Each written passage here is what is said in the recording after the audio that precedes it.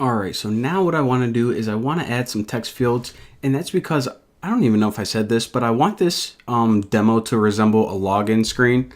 So we'll say that the user has to enter their email and their password, and then they click a button to log in. So a really simple login screen. So we're going to add two text fields. So we type text field. What I want to do with this first one is I just want to take it and I want to align it actually right above the middle, but I want to align it somewhere on the right hand side. Looks good. Alright, good enough. And now I want to add a label.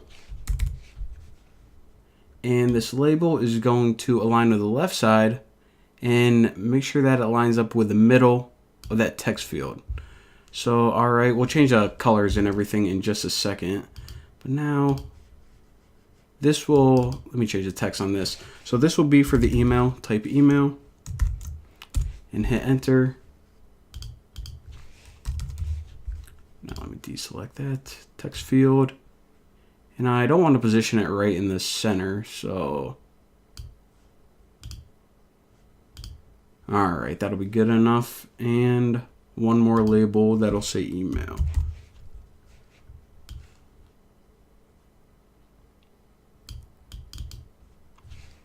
Or, I mean password.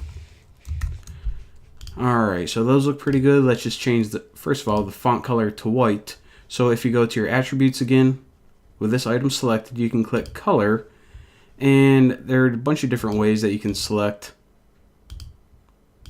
the colors. What I can do is, well, I might as well just go to this.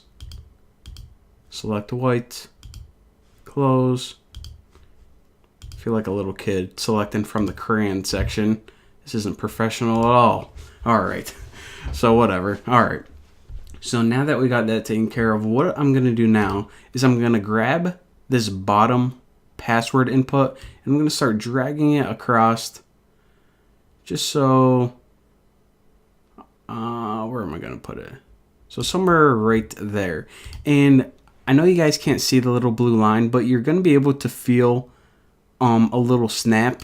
And what that snap does is it says, okay, this is positioned as far as left as I want you to, because obviously there are some guidelines that we shouldn't position different elements a certain width for one another.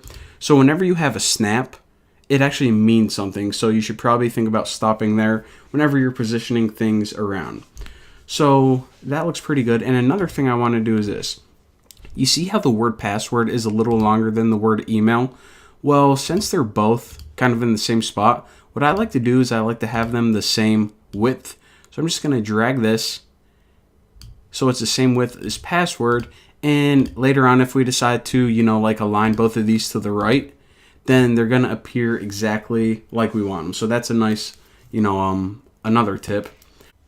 Now that we have a decent looking interface, this is a pretty cool login screen. We can now hop into me teaching you what I wanted to teach you guys in the first place, and that is about the first responder. Now, the first responder is I'm going to show you guys how we can use it to fix an issue. And that issue is whenever we type something into one of these inputs, and then that software keyboard is going to pop up, like whenever you text someone. Well, if we ever try to get rid of it right now, it's not going to let us get rid of it because we have some logical issues. So I'm going to show you guys a couple different ways that you can hide that keyboard. So the first thing that I want to allow is just the user tapping the background. So we really don't have to change anything for that. Now another way I'm going to show you guys to hide it is if you have a button, and we'll say that it's a login button, and I'm going to put it at the top, because if I put it at the bottom, then whenever that keyboard pops up, we aren't going to be able to click this button.